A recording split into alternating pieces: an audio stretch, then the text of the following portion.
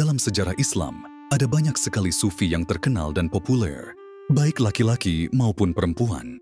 Nama Rabi'atul Al-Adawiyah merupakan seorang sufi perempuan yang cukup populer karena telah memperkenalkan konsep cinta kepada Sang Pencipta. Seorang mantan budak ini juga merupakan penyair yang terkenal pada zamannya. Selain Rabi'atul Al-Adawiyah, ada pula Syawanah Al-Ubullah. Meski tidak sepopuler Rabi'atul Al-Adawiyah, Syawanah juga memiliki peran penting sebagai seorang sufi pada abad pertengahan. Konon, beliau dikagumi oleh Imam Al-Ghazali lantaran dikenal suka menangis karena Allah Subhanahu wa Ta'ala. Syawanah Al-Ubullah merupakan seorang sufi perempuan yang berasal dari Persia. Diperkirakan beliau hidup sekitar abad ke-8 Masehi. Syawanah juga dikenal sebagai sosok yang sangat beriman kepada Allah Subhanahu wa Ta'ala, memiliki suara yang merdu dan bacaan Al-Qur'annya yang bagus. Syawanah memang perempuan yang sangat terkesan dengan keterbatasannya sendiri dalam mengabdi kepada Allah. SWT, ia juga sangat merindukan persatuan atau perjumpaan dengannya, sehingga terus saja menangis.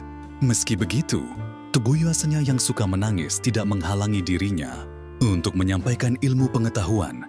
Tangisan yang keluar dari mata Syawanah bukanlah tangisan yang dibuat-buat. Justru ia menangis dengan tulus, sehingga banyak pula orang yang turut menangis. Dilansir dari berbagai sumber, awal customing per Syawanah sering menangis ini dimulai ketika dirinya jauh sebelum menjadi sufi. Dulu, Syawanah hampir setiap hari pergi ke tempat-tempat hiburan. Pada suatu hari, ia bersama budak perempuan lainnya berjalan menyusuri salah satu jalanan di Basra. Hingga mereka sampai di depan pintu rumah, Syawanah mendengar suara teriakan. Subhanallah, begitu memilukan. Suara apa itu? Syawanah pun segera menyuruh budak perempuan untuk mencari tahu apa yang sedang terjadi. Namun, budak yang disuruh pergi tak kunjung kembali. Ia pun meminta budak lainnya untuk melihat apa yang terjadi. Sama, budak itu pun tidak kembali. Hingga untuk kesekian kalinya, ada seorang budak perempuan yang berkata, "Tuan Putri, teriakan tadi bukan teriakan orang-orang yang sedang berduka karena ada yang sedang meninggal dunia. Tetapi, itu tangisan orang-orang yang sedang menyesali dosa-dosanya. Tangisan orang yang sedih karena penuhnya catatan hidup mereka dengan goresan-goresan tinta hitam maksiat." Setelah mendengar penjelasan tersebut, Syawanah pun pergi ke balkon rumah tersebut dan melihat seorang pendakwah yang dikelilingi oleh banyak orang. Rupanya, pendakwah itu tengah memberikan nasihat, mengingatkan mereka akan siksaan Allah Subhanahu wa Ta'ala, sehingga mereka menangis bercucuran air mata. Ketika Syawanah bergabung dengan orang-orang tersebut, nang pendakwah sedang membacakan ayat dalam Qur'an Al-Furqan ayat 12-13 yang artinya, apabila neraka itu melihat mereka dari tempat yang jauh, mereka mendengar kegeramannya dan suara nyalanya. Dan apabila mereka dilemparkan ke tempat yang sempit di neraka itu dengan dibelenggu, mereka di sana mengharapkan kebinasaan. Tanpa sadar, Syawanah merasakan sakit dan kepedihan yang menyayat dalam kalbunya. Ia pun berkata, "Wahai Syekh, aku adalah salah satu orang hina penghuni tempat sempit itu di neraka. Jika aku bertaubat, apakah Tuhan saya mengampuniku?"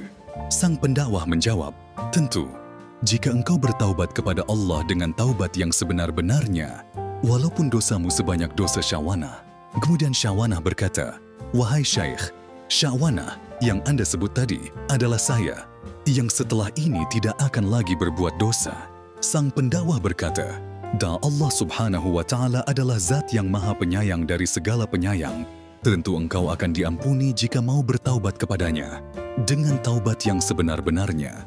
Setelahnya, Syawanah selalu menghabiskan malam-malamnya dengan salat dan bermunajat kepada Tuhan, lalu menangis karena takut kepada Allah. SWT. Dari sinilah Syawanah mulai sering menangis, bahkan sampai membuat orang-orang khawatir jika Syawanah mengalami kebutaan karena terlalu sering menangis. Meski begitu, Syawanah akan merasa senang jika ia terus buat di dunia karena terlalu sering menangis karena Allah Subhanahu wa Ta'ala, daripada ia buta di akhirat karena percikan api neraka. Begitulah sedikit kisah tentang seorang sufi, perempuan yang dikenal sering menangis untuk Allah Subhanahu wa Ta'ala.